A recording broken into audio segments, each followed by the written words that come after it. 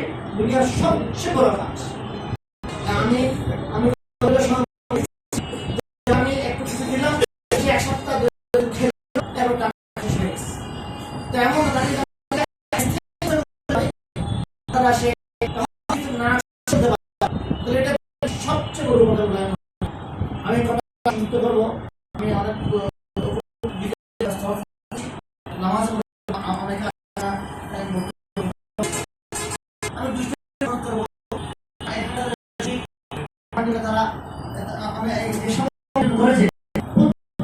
ধন্যবাদ। এবং তারা নিজে বিশেষ করে আমাদের মায়ের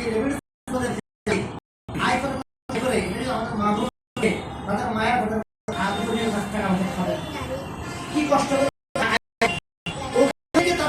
পরিবার আমাদের কথা চিন্তা দেখি নাই।